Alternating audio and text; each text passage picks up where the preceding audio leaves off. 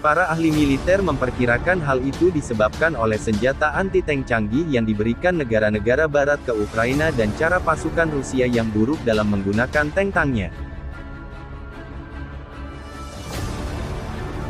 Rusia telah kehilangan lebih dari 460 tank dan lebih dari 2.000 kendaraan lapis baja lainnya.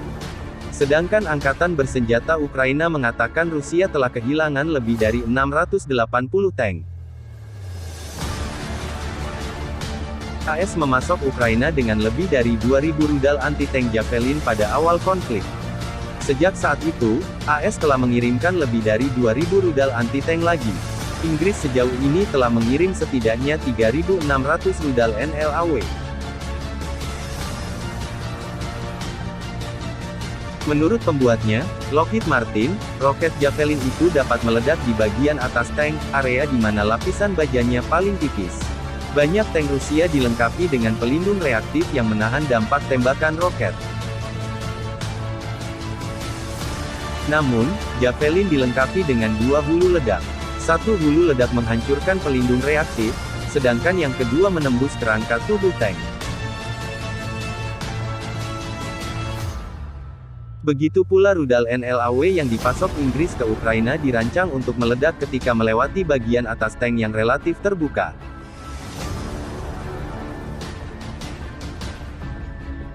Tanpa bantuan senjata yang mematikan itu, situasi di Ukraina akan sangat berbeda.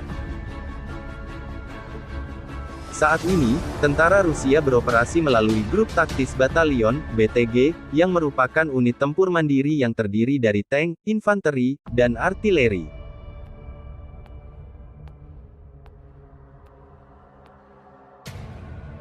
Rusia memiliki pasukan yang relatif sedikit untuk dikerahkan, kata Philip O'Brien, seorang profesor studi strategis di Universitas St. Andrews, jadi BTG adalah cara untuk menciptakan unit tempur dengan banyak serangan. Mereka dirancang untuk menyerang dengan cepat menggunakan banyak daya tembak. Tetapi perlindungan personelnya minim untuk bisa membalas apabila barisan lapis bajanya diserang.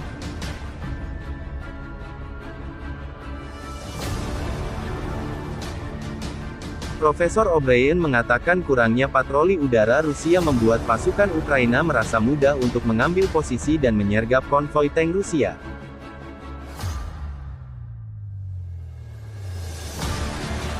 Rusia tidak mendapat kendali di udara pada awal konflik, sehingga mereka tidak bisa berpatroli di langit dan melihat pergerakan tentara Ukraina, kata dia. Itu berarti pasukan Ukraina bisa mengambil posisi tembak yang bagus untuk menyergap dan mereka mampu menciptakan beragam kerusakan dengan cara ini.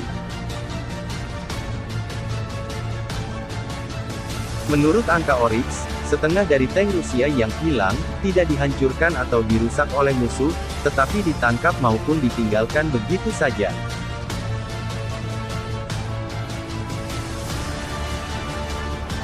Banyak dari pasukan darat Rusia merupakan wajib militer dan rekrutan, sehingga itu membuat mereka memiliki kekuatan tempur berskala rendah hingga menengah. Banyak tank terbengkalai karena cara mengemudi yang buruk. Ada yang jatuh dari jembatan. Yang lainnya terjerembab ke parit sehingga relnya lepas. Kemampuan pasukan untuk menggunakan peralatan militer ini masih kurang. Namun seringkali tentara meninggalkan kendaraan mereka lalu melarikan diri. Jadi keinginan untuk berperang juga kurang. Pemerintah Ukraina bahkan telah mengeluarkan instruksi mengenai bagaimana warga harus menyerahkan kendaraan militer yang ditinggalkan. Pihak berwenang juga menegaskan bahwa siapapun yang menemukan hadiah pertempuran seperti itu tidak perlu bayar pajak.